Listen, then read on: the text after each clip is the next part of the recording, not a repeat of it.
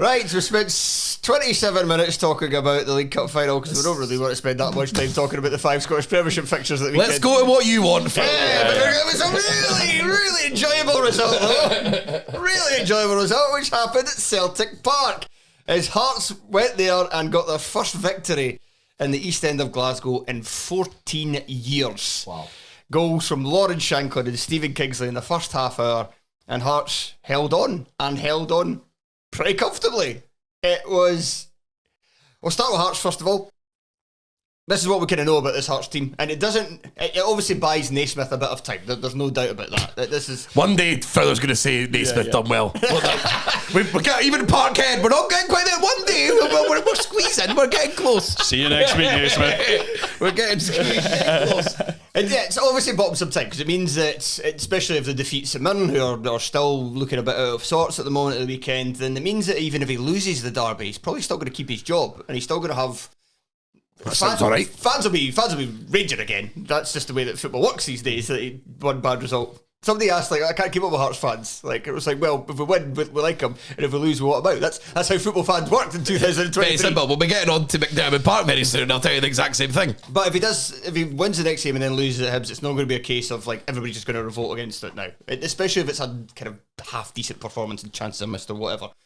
But with this game, it was still kind of more of what Hearts are good at. And Hearts are very good. They set them up very well defensively. Frankie Kent's been one of the signings of the entire Scottish football season.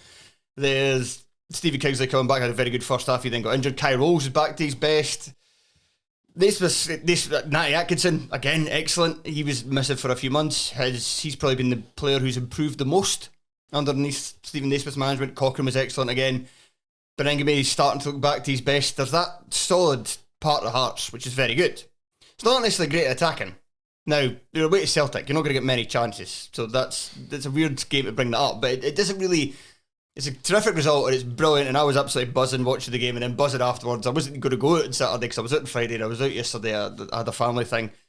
But I was like, right, as soon as that game was done, I was like, I need the buzz is too much. The buzz is too much. It was incredible. It was like, can't just go home and be like that. Walking on air. There's just no way you can. It's impossible. And you release it somewhere. Yeah, it's impossible. Just going home and be like, right, what we have in past now? There's absolutely no way. It must have been weird though, because normally when you beat the Old Firm, it's kind of a situation where you're clinging on by your fingertips at the end, or it's been like a frantic finish. But it must have felt like a bit odd to the game to peter out like that for an hour. Basically, there was 10 minutes at the start of the second half, and there was another 10-minute period, I think, between 75 and 85 minutes, where Celtic were really kind of an onslaught is probably a bit too strong to call it, but they were kind of cranking up the pressure, increasing the tempo a little bit.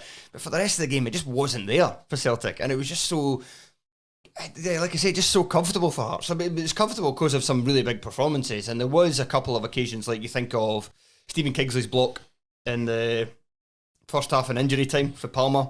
Palmer makes that 2-1 just before half time, and that completely changes the game. Gives Celtic a lift. It puts a major seed of doubt into the collective minds of the Hearts players. So Kingsley came up huge there. There was also a moment in the second half, I don't think it made the highlights, but Frankie Kent had a really good tackle from O when he looked like he was set to score as well. I think there's maybe one other.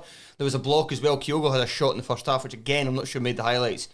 But that was blocked near the line as well. Can't remember exactly who did that. Kyogo's form's nothing to do with Brendan Rodgers, though. Absolutely nothing to do with him. He's very clear about that. So yeah, I don't want to just be like it was all about how bad Celtic were, because Hearts had several defensive players who were outstanding.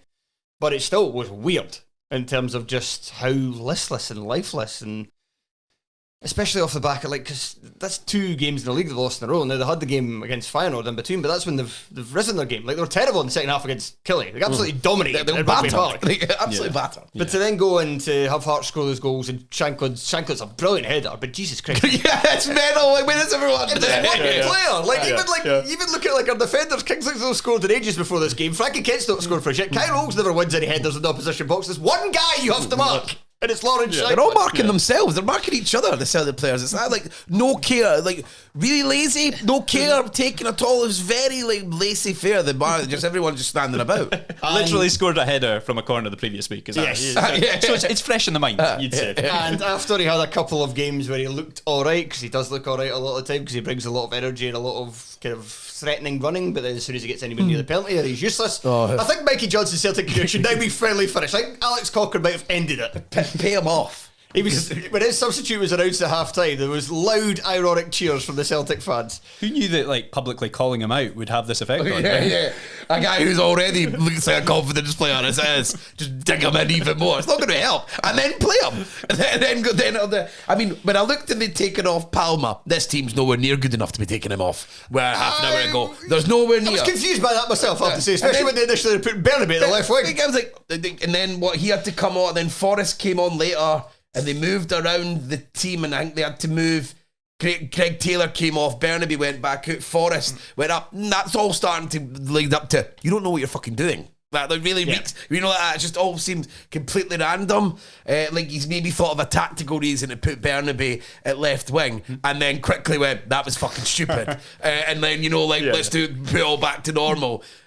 But I can't just take Bernabe off, so I better take Taylor. That's what it sounds like to me. And before we move on, it just has to be stated as well. What a goal for Stephen Kingsley. What a freak. He's really got that in his locker, though. Yeah, it was just a bit of a frustrating season for him last year. I don't know if he scored at all. He certainly didn't score a free kick.